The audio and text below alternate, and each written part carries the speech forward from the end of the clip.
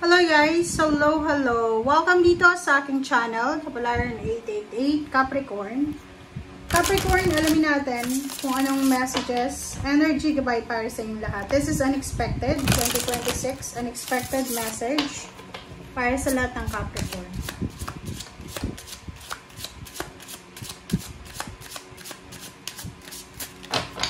Alright, tingnan natin, Capricorn.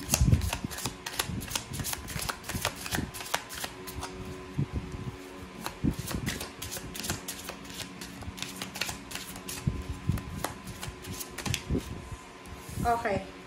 Elephant and Kangaroo. Elephant and Kangaroo para sa lahat ng Capricorn. Courage and grounding. Okay. Sinasabi ng baraha sa atin dito, Capricorn, na yung 2026, you will be, you will experience something or magkakaroon ka ng sitwasyon na pwedeng pakiramdam mo, sinusubo ka ng Panginoon, ng universe, or ng pagkakataon. So, dito sinasabi na yung year 2026, kailangan mong maging malakas. Magtiwala ka sa Panginoon, sa sarili mo, and fight for your dreams. Fight for the truth. Okay? So, wag kang mawawala ng pag-asa ha, kasi hindi ibig sabihin na sinasabi ng baraha na maging matatag, maging malakas, is negative na. Okay? Hindi ganon. Elephant grounding. So, sinasabi ng baraha, ground your energies and emotion deep into the earth. So, be humble, be grateful, be thankful sa lahat ng blessings, sa lahat ng wala ka, meron ka, sa mga taong tumulong or hindi tumulong sa'yo, sa lahat ng meron at wala ka dito sa mundo. Yung 2026 din, sinasabi ng baraha sa'yo, Capricorn, na as much as possible, kung may mga pagkakataon kayo na pwedeng makapagbakasyon, makapag-relax, mabakasyon, mag-relax, mag-unwind, lalo na sa kabukiran, sa nature, gawin nyo yan kasi makakatulong yan sa inyo para ma-replenish yung energy nyo. At the same time, maayos yung mindset nyo. Kasi 'di ba, minsan pag may mga problema tayo, kailangan lang natin mag-relax and nakaka-recover na tayo. So, parang gano'n. So, this year 2026, wag tayong masyadong hard sa sarili natin. Wag mong masyadong seryosohin ang mga bagay-bagay.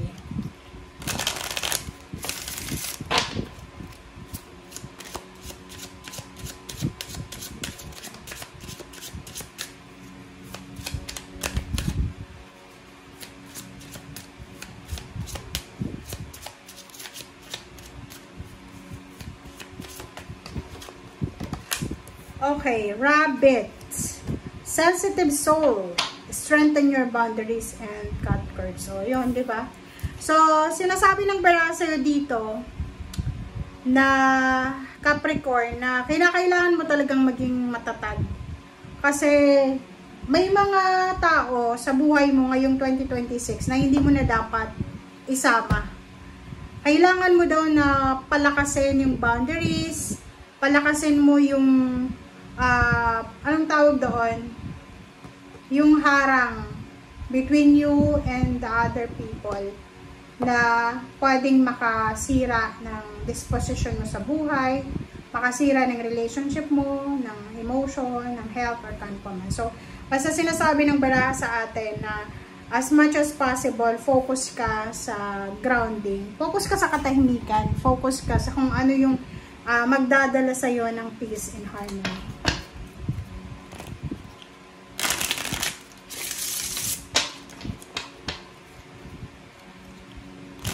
If ever lang na maging sensitive ka ngayong 2026, ang sabi ko nga sa'yo, instead na mag-rant ka sa social media or sa mga kaibigan mo, much better na spend time alone sa nature. Okay, intention.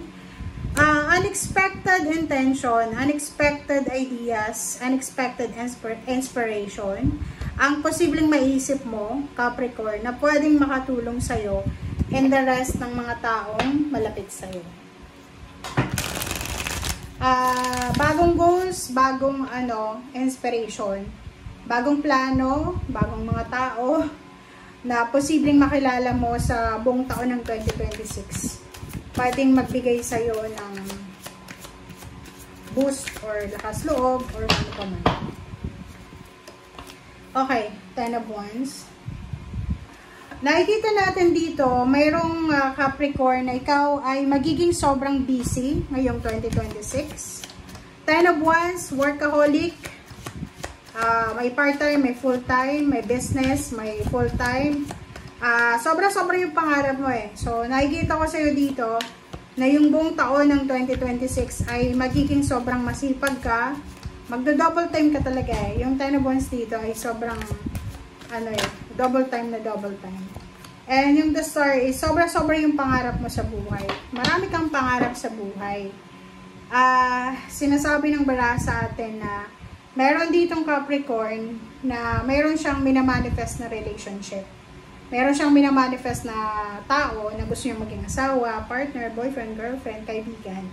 And nakikita ko sa'yo na talagang gustong-gusto mo yung taong yun. And gagawin mo ang lahat.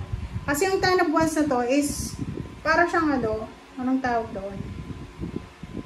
Yung gagawin mo talagang lahat. Gagawin mo lahat ng paraan, 'di ba? Gagawin mo ang lahat ng paraan para makuha mo lang, 'di ba? Sa either job or career.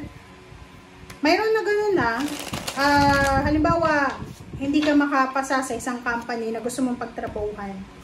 Talagang aaralin mo kung paano ka makakapasok diyan, parang ganun. Ganun yung energy mo. Okay, unexpected na pagpasok ng malaking halagang pera sa buhay mo, Capricorn. This is job offer, unexpected job offer, unexpected job offer from someone na powerful, unexpected na financial windfall, isang unexpected na tao ang makikilala mo as a connection, like politiko, mataas yung posisyon sa komunidad. Ang nakikita ko sa'yo dito, yung mga Capricorn, kung sobra-sobra kang busy or sobra kang nakafocus sa finances mo, talagang maraming unexpected na pag-ulan ng pera sa buhay mo. Kasi ito, yung finances mo sobrang magiging strong. May mga mapopromote sa trabaho, madadagdagan yung sweldo, may lilipat ng ibang bansa, merong parang siya ay mabibigyan ng oportunidad na maging parang leader, parang gano'n. So, please comment down below if you're resonated. So, yun, nakikita ko sir dito, yun yung mga unexpected na katuparan ng mga pangarap ng mga Capricorn. Okay? Thank you guys. Bye!